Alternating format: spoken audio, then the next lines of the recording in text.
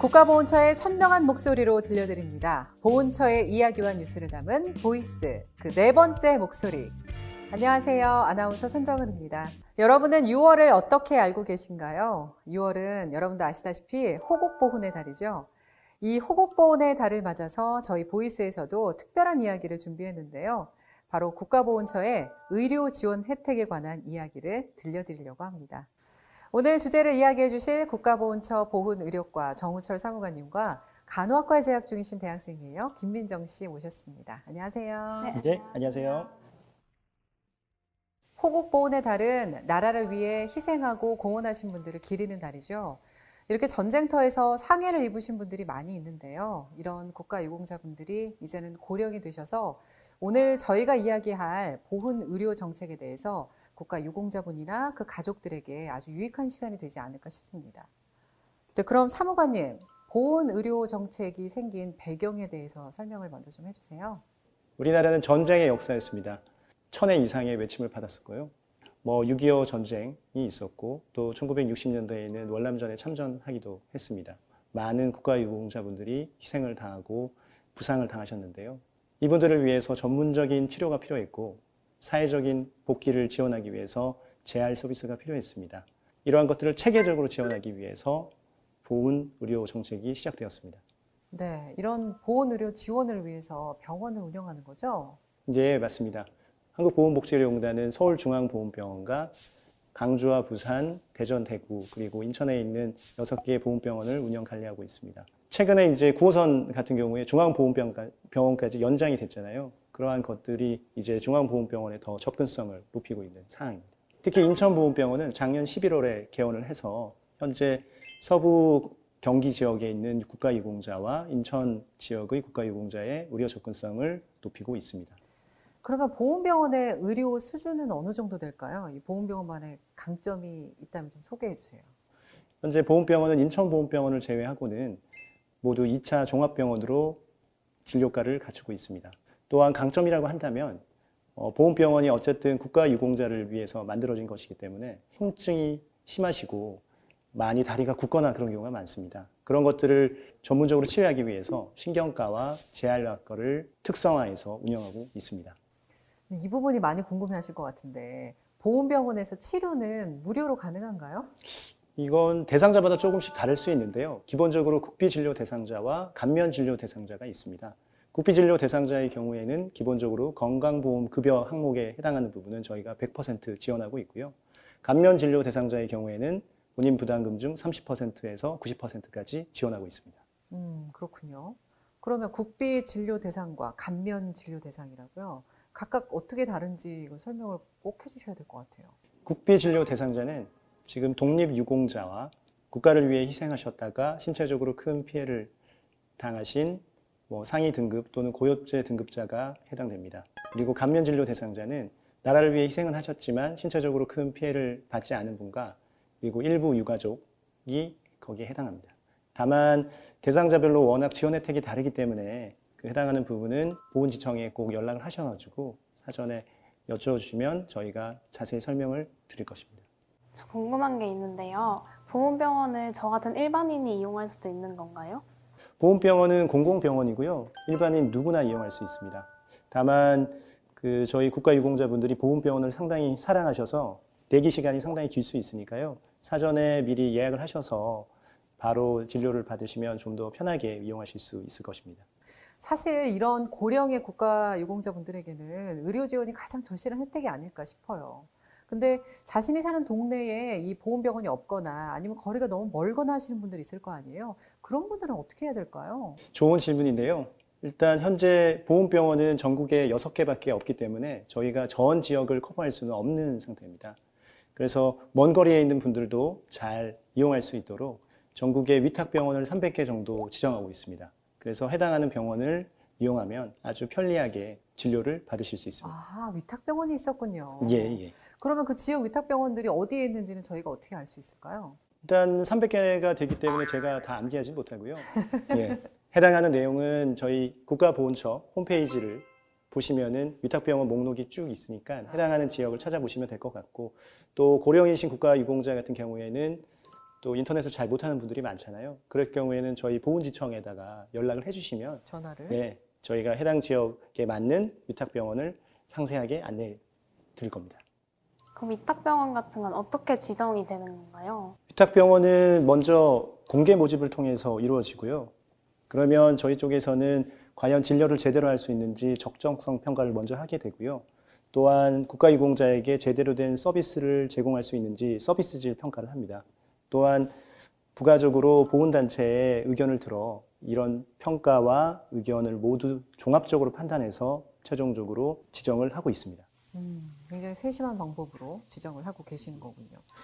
그럼요, 보훈병원이 아닌 위탁병원에서 진료를 받을 경우에도 지원 혜택을 받을 수 있겠죠?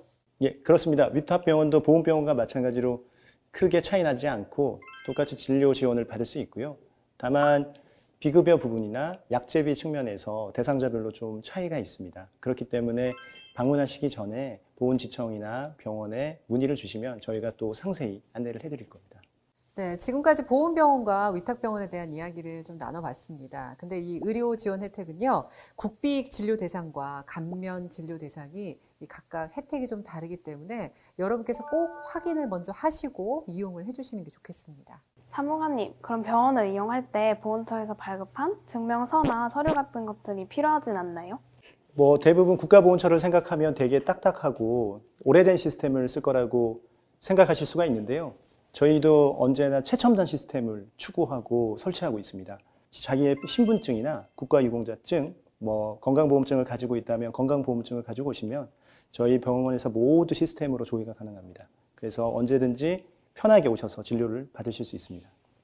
그렇다면 만약에 응급 상황 시 인근의 일반 병원을 이용하더라도 지원이 가능한가요? 역시 뭐 간호학과에 재학 중이셔서 예. 나중에 보훈병원에서 일하실 수도 있어서 그런지 관심이 굉장히 많으시네요. 예, 상당한 전문가를 섭외를 하셔서 저 같은 경우 상당히 부담되는 자리라고 생각이 드네요. 예, 많은 분들이 궁금해하실 수가 있는데요. 현재 국가유공자가 워낙 고령이시다 보니까 갑작스럽게 뭐 뇌혈관 질환이나 혈당이 저하돼서 저혈당 쇼크 등이 오실 수 있습니다. 그래서 긴급하게 근처에 있는 병원을 이용할 수밖에 없습니다. 그래서 국비 지원자의 경우에는 가까운 병원을 응급진료로 이용할 경우에 저희 쪽에서 해당하는 비용을 지원하고 있습니다. 다만 이번 일로부터 14일 이내에 저희 보훈지청에 해당하는 내용을 꼭 알려주셔야 됩니다. 14일 이내에 이런 부분도 잘 알고 계셔야 될 것 같아요. 국가유공자의 치료를 위해서 국가보훈처가 참 많은 일들을 하고 계시는군요. 앞으로 이런 의료 지원들을 좀 확대해 나갈 계획이신가요? 네, 맞습니다. 저희는 지금부터가 시작이라고 생각하고 있고요. 현재 국가유공자가 워낙 고령자이시다 보니까 많은 질환들이 지속적으로 발생하고 있습니다. 현재는 부산, 강주, 대전, 대구 4개 지방보훈병원에 22년까지 재활센터를 건립할 예정에 있습니다. 또한 추가적으로 오랜 기간 입원을 하는 경우도 있을 텐데요. 그런 것들을 지원하기 위해서 부산과 강주의 요양병원을 22년까지 추가로 건립할 예정입니다.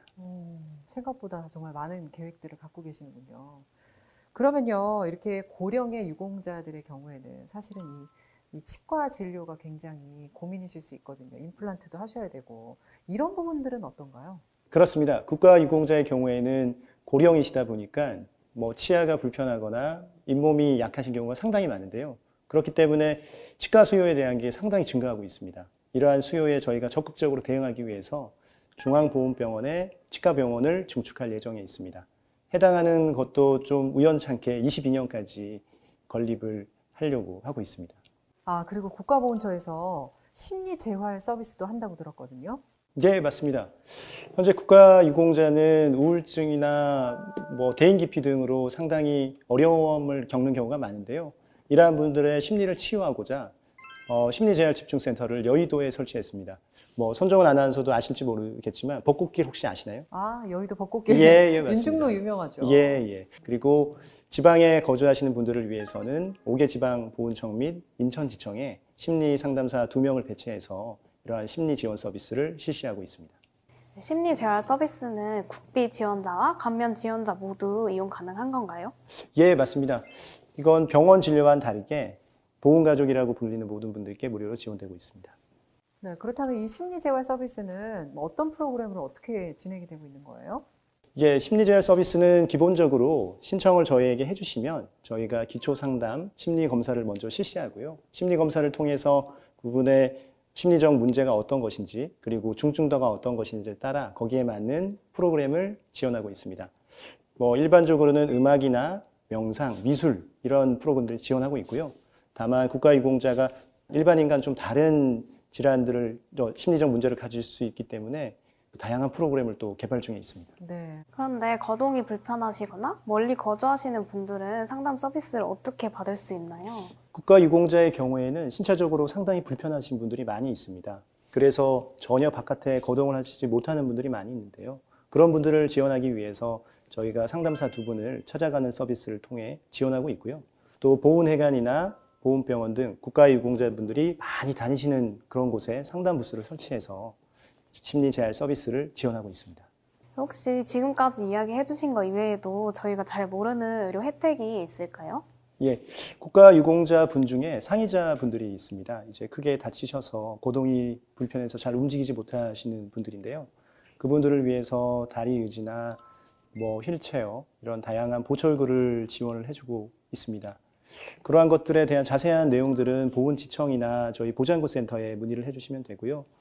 또한 신청을 하실 때 각 상위 등급이나 호수에 따라 다를 수 있기 때문에 조금 사전에 물어봐 주시면 또 상세히 또 안내를 해드리겠습니다. 네, 그렇군요. 국가유공자의 신체 치료 그리고 심리 치료까지 정말 다양한 부분을 국가보훈처가 책임지고 있다는 것을 오늘 새롭게 알게 됐습니다. 더불어서 사무관님의 임무도 굉장히 막중하구나. 네, 열심히 하겠습니다. 네, 그런 생각도 들고요. 그러면 마지막으로 보훈의료 담당자로서 국가유공자 분들에게 한 말씀 해주시겠어요? 예, 뭐 예전에 있었던 사실 일입니다. 국가유공자 분인데 손가락밖에 움직이지 못해서 휠체어를 타고 오셨던 분인데요. 그분이 저에게 오셔서 하시는 말씀이 뭐 예전에 비해서 참 좋아졌다. 그리고 이렇게 좋은 정책들을 만들어줘서 너무 고맙다라는 말씀을 하셨습니다. 그때 제 스스로도 이렇게 따뜻함을 전할 수 있어서 너무 제 스스로 뿌듯했고요. 저 역시 뭐 다짐을 한다면 앞으로도 이런 국가유공자 모든 분들에게 이 따뜻함이 전해지는 날까지 저희가 맡은 바 위치에서 최선을 다하겠습니다. 네, 정말 직접 그런 말씀을 들으셨을 때 굉장히 보람이 많이 느껴질 것 같아요. 힘든 것도 좀 잊어버릴 수 있지 예, 않나 앞으로 더 싶어요. 열심히 해야겠죠. 네, 앞으로도 국가보훈처에서 더 좋은 지원들이 많이 이루어졌으면 좋겠네요. 네, 그리고 민정 씨, 오늘 출연해 보시니까 어떠세요? 이렇게 나라를 위해서 힘쓰신 분들에게 다양한 의료 혜택이 있다는 게 정말 좋은 것 같고, 저도 미래에 이제 간호사로서 일하게 될 간호학생으로서 이러한 좋은 병원에서 일하게 된다면 정말 좋을 것 같다는 생각이 들었고, 또 이렇게 사무관님께서 좋은 말씀 많이 해주셨는데, 이러한 것들을 기억했다가 나중에 의료 혜택을 받으실 수 있는 분들에게 이런 거 알려주면 참 좋을 것 같다는 생각을 했습니다. 아이고, 감사합니다. 국가유공자와 유족들이 갖고 있는 아픔을 조금이라도 나누기 위해선 국가보훈처뿐만 아니라 우리들의 관심과 응원도 절실히 필요하지 않을까 싶습니다. 오늘 함께해 주신 정우철 사무관님 그리고 김민정 씨 다시 한번 감사드립니다. 아이고, 감사합니다. 감사합니다. 보훈처의 이야기와 뉴스를 담은 보이스. 다음 이 시간에 더욱 선명한 목소리로 찾아오겠습니다. 감사합니다.